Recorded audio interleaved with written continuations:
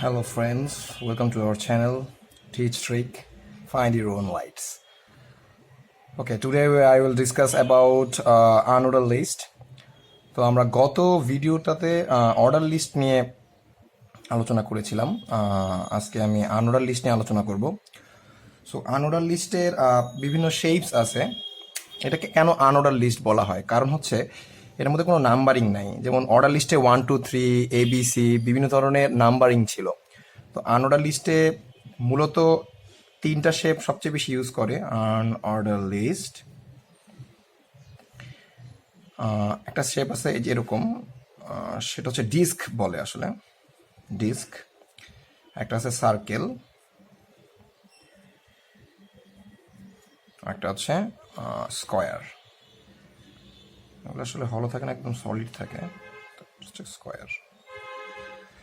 এই তিনটা সবচেয়ে বেশি বহুল ব্যবহৃত আনঅর্ডার লিস্ট। এই শেপগুলোর নেমগুলো একটু খেয়াল রাখতে হবে, ডিস্ক, সার্কেল, স্কোয়ার, এই স্পেলিংগুলো ঠিক রাখতে হবে। সো এইটা ইউজ করে হচ্ছে আমরা একটা HTML কোড করতে পারবো, এবং এটা পরীক্ষা অনেক আসে HTML কোড। আমি একটা খুব শীঘ্রই একটা উদাহরণ আমি দেখাবো। সো আনঅর্ডার লিস্টের ডিফারেন্সটা হচ্ছে, আমরা অর্ডার লিস্টে যেমন ওয়েল টাইপ লিখতাম, এখানে ইউএল টাইপ লিখতে হবে। সো এখানে হচ্ছে ইউএল ট্যাগটা ইউজ করতে হবে। ইউ আসলে এখানে বোঝাচ্ছে আনঅর্ডার, আর এল এ বোঝাচ্ছে হচ্ছে লিস্ট, আনঅর্ডার লিস্ট। ওকে, আমরা HTML এর ফরম্যাট জানি সবাই, যে ফার্স্টে HTML হেড, টাইটেল এগুলো করা লাগে। সো চলো আমরা একটা আউটপুট সহ দেখে ফেলি কিভাবে আনঅর্ডার লিস্ট করতে হয়। তো ধরে নাও আমি একটা আউটপুট লিখলাম। ধরো আমি তিনটা শেপ দিয়ে দেখালাম, বা একটা শেপ দিয়ে দেখাই। ধরো আমি সার্কেল শেপ দিয়ে একটা দেখালাম। ধরো তিনটা জিনিস নিলাম, একটা দিলাম পেন, পেন্সিল, আর একটা দিলাম ধরো শার্পনার।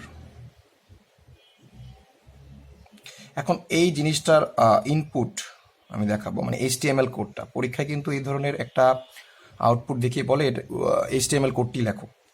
সো এটা HTML কোডটা হচ্ছে, ফার্স্টে কি করবা, HTML তো লিখবা, HTML and head, then টাইটেলে গিয়ে লিখতে পারো আনঅর্ডার লিস্ট,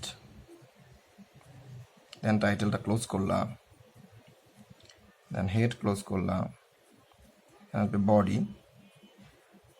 বডি পরে আসবে ইউএল টাইপ মানে হচ্ছে আনঅর্ডার লিস্ট টাইপটা কি ধরনের। এখন দেখো এখানে আমি কিন্তু সার্কেল হচ্ছে আমার আউটপুট, তাহলে আমাকে কি লিখতে হবে, সার্কেল লেখার পর আমি তো বললামই যে অর্ডার আর আনঅর্ডার লিস্টের মধ্যে এই টাইপে একটু চেঞ্জ আছে, বাকি লিস্টটা সেম, এলআই।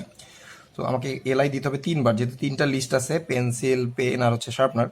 সো এলআই দিয়ে আমি লিখলাম পেন, এলআই ক্লোজ, দেন এলআই দিয়ে লিখলাম হচ্ছে পেন্সিল, এলআই ক্লোজ, দেন এলআই দিয়ে লিখলাম হচ্ছে শার্পনার,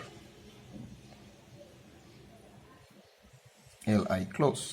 দেন হচ্ছে আমাকে ইউএল ক্লোজ করতে হবে, বডি ক্লোজ করতে হবে, দেন HTML ক্লোজ করতে হবে।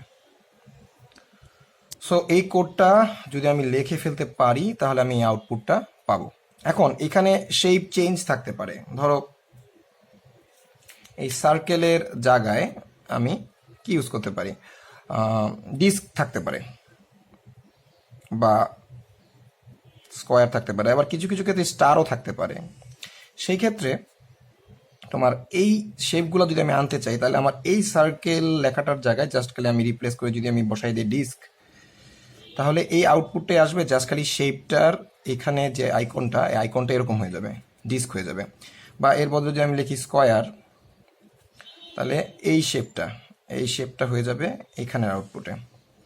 বা স্টারও অনেক ক্ষেত্রে দেখা যায়, কিন্তু স্টারটা আসলে অনেক জায়গায় সাপোর্ট করে না, কিন্তু অনেক সময় দেখা যায় স্যাররা স্টার মার্কটাও দিয়ে দেয়, এই স্টার মার্কটা দিয়ে দেয়। সেক্ষেত্রে তুমি যদি স্টার লেখো, সেক্ষেত্রে স্টার মার্কটা এসে পড়বে। সো এই হচ্ছে আনঅর্ডার লিস্ট, খুবই গুরুত্বপূর্ণ বিষয়। আশা করি তোমরা ভিডিওটি বুঝতে পেরেছো। Hopefully you enjoy the video. Thanks for watching.